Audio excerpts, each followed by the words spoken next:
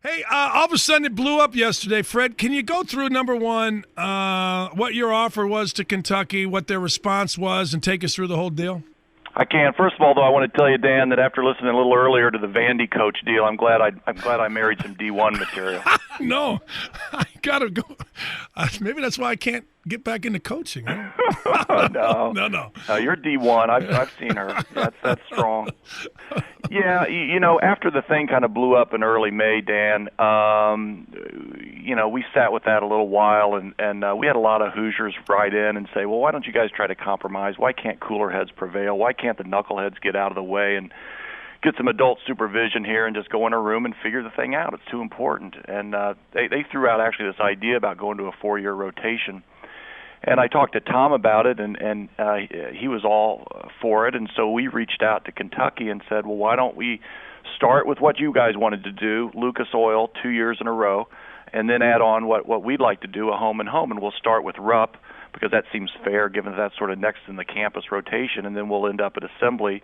And that was good for us because we felt like, or I feel like, every class here at IU ought to have the chance to see the IU-Kentucky game once during their 4 years here. And so if we played, in year 4, the kids coming in as freshmen this fall would be able to see the game as seniors. And it felt sort of like 3/4 of a loaf for Kentucky, and I was, hopeful that they would be interested in that, and had really good conversations with Mitch, and it seemed like we were, maybe moving toward getting something figured out. And, sparing you all the silly stuff and the back and forth, the bottom line is they indicated that they would only do 2 years, only do the neutral site, and really weren't interested in the compromise that we had put out there.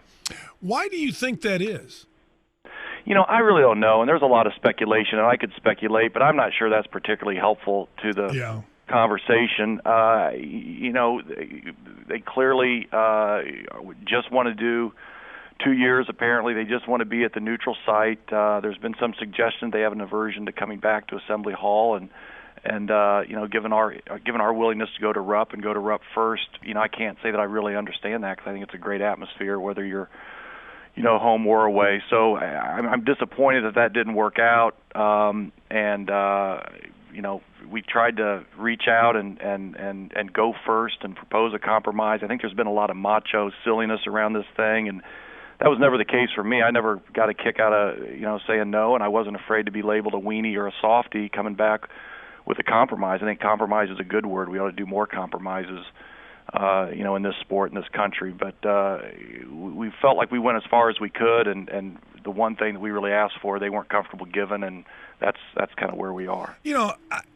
When I looked at it, my initial thought was, if I'm Kentucky, why am I playing twice in Lucas Oil? Why wouldn't it be one in Lucas Oil, one in Freedom Hall, or wherever they wanted to play off campus? Does that make sense? You know what I'm talking about? Like the old big... Yeah. The old compromise. Yeah, we'd absolutely be open to that. I mean, we looked real hard at the idea of going Lucas Oil and Freedom Hall, and in fact, we got a fair ways down that road, and then candidly, Tom and I looked at each other and said, "Can we really do that to these kids?" I know that sounds hokey, man, but it's true. The proposal that Kentucky has is absolutely better for us financially. Be a huge home run financially, and it's probably better for us competitively to play year in and year out at Lucas Oil Stadium.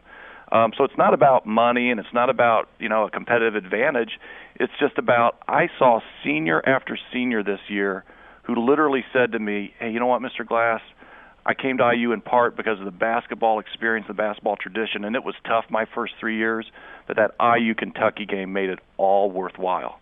And I just, as the vice president of the university and the athletic director, I just don't feel like I can turn my back on that. Now, if I was ESPN or CBS or some goof in Missouri or California or Florida who just really likes college basketball, then yeah, I'd probably be preserve the series at all costs. I get that, but I'm not those guys. I'm for better or worse, I'm the athletic director at IU, and that's a bridge that I'm not willing to cross. Well, let me spin this a little bit forward. I read Barnhart's statement, the athletic director at Kentucky, and he didn't close the door to it. Or did he in your mind? Well, I think he closed the door to a more than 2 year series. So he basically said, "I got an idea. Let's compromise. You do my deal." And, right. and we've had enough of that in Washington. I don't think we really need that here. And hey, Mitch I don't know the guy real well. We talked. He seemed cordial and open, and I think he is. But for whatever reason, they have drilled into, we're not going to have a series that goes more than 2 years. Well, if their bottom line is we're not going to have a series that goes more than 2 years, and we're only going to play in a neutral site, then there's no room for a compromise like we threw out to say, hey, we'll do 3 of the 4 things you want. We'll play twice at this neutral site that was your idea. We'll play once in Rupp Arena. We just want one game in a 4-year cycle at Assembly Hall, and they don't want to do that, and that's okay. I mean, that's their prerogative. They've got this new non-traditional coaching philosophy that, I mean, read Calipari's blogs as you probably have. It's based upon their, hey, we're going to have kids here for 1 or 2 years, and those are the rules, and I don't begrudge them doing that.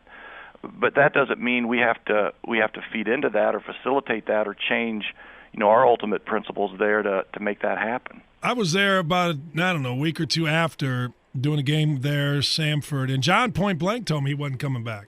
Yeah, I mean, I've heard that. I've heard that. I don't know that, but I've heard that. Yeah, I do. I mean, he point blank said, "Look, we helped Tom. We made their program. He was talking about a dangerous environment, which I kind of looked at. I'm like, come on. I mean, I know you don't want to comment on that, but that's. I'll comment a little bit on it. I mean, I think Coach Calipari is a great coach, and I think that gets lost a lot in all the back and forth about him, especially around here, and he's been a good friend of Tom's. He's been supportive of Tom when things weren't going well here. I thought his kids played great. I thought his kids had a great attitude. I saw them, live multiple times, and so I earnestly do have a lot of respect for his ability as a coach and what he does with those kids. I mean, that's a whole trick into itself to merge all that talent and guys that aren't there very long and all that, and I mean that earnestly. This whole talk about Assembly Hall being an unsafe environment is just silly. We had security professionals advise us that we should allow people to rush the floor so you didn't get in this parade compression people where people were getting stacked up. We had dedicated staff to make sure the Kentucky people got off the court. Tom Crean even was helping make sure the Kentucky players got off the court and were set safely. So it was a crazy atmosphere. I won't kid you, but we were prepared for it. We had advice from security professionals. All the taunts and yells stuff from the kids I thought were mostly inbounds. We took away a couple posters that were a little over the top. It's a great collegiate environment. It's a great collegiate event, and I think some of this stuff about the rudeness of our fans has gotten blown totally out of proportion in the retelling for reasons that I can only speculate given 73-72. Yeah, right. I mean, that's it's not Indiana's first rodeo to have a huge game in Assembly Hall. Exactly right, and I was really proud of our guys. We knock off Ohio State. Of course, the kids weren't there then, but we knock off Michigan State. There was no court rushing then. We reserved it for a big game, and there wasn't any. Nobody got hurt. Nobody got in fights. Nobody did anything. I mean, there was a supposed ankle twisting by the supposed Playboy model who had a supposed photo shoot, and even she said that Hoosier fans were helping her up. So I think all that stuff's a bunch of hooey, actually. I think it's a bunch of garbage, and in fact, when John was telling me, I just started laughing because you just want to say. I said this after, and I'm glad you commented on it. When the initial deal went down, you weren't going to play it. My thing was, look, get the egos out of the room and just make this happen. Right. And I'm appreciative of you compromising or sending a letter reaching out to continue it happening, because I do believe this, and Fred, I think you and I are on the same page. I think this is bigger than John or Tom or you or Mitch. I think it's bigger than that. It's I don't know. You agree with that or no? I absolutely agree, Dan, and that's kind of what happened. Look, I'm just a goof like probably most of your listeners and maybe even like host. You, except I can't play basketball as well. I grew up in Indianapolis, went to all the IU games, watched all the IU games on TV, skipped school to watch the 76 team come back. I went down here to school, had barrels full of fun, and for a bunch of weird reasons, I end up being the AD here. So I'm very much a fan is a very big part of how I approach this job. I also have, obligations to the university and all that stuff. And so, when the thing blew up, I literally looked in the mirror and said, I got to do everything I can to make this work. I listened to people say, where's the adult supervision? Why can't these guys make it work? Can they get their egos out of the way? And other people will make a judgment. I mean, reasonable people can disagree about this, but I thought we put a pretty magnanimous offer of compromise on the table unilaterally. Went back to them and said, called them up, had conversations, and tried to make it work. And they, for their own reasons that they're entitled to, that wasn't going to work for them. And I just don't think we can go all the way there and totally freeze out our students. Then I couldn't look at myself in the mirror and feel like that I compromised the position. I feel like I compromised my principles, and I don't think we should do that. Do you think, or will there be any discussions moving forward? Any further discussions? Well, I don't know how many times Charlie Brown can run up to the ball and have Lucy pull it out on him. I feel like we tried to go up this hill once before. We sucked it up and ran up the hill again, and then if you read between the lines of Mitch's statement, it's all this good stuff. But then it's like, well, hey, we could schedule this and we'll do the 2-year thing. Well, our whole phone conversation, Dan, when we had the scheduling guys in and Chris Reynolds and everybody that really knows how the schedule works, we were only talking about a 4-year series. We were talking about a 4-year series starting this next year, or if we couldn't schedule that, a 4-year series starting the year after that. And we had the sequence and everything. This was all about a 4-year series. And then to say, hey, we're still ready to go with a 2-year series, as I used to say on Living Color, homie, don't play that. I'm kind of done with that. You gotta be.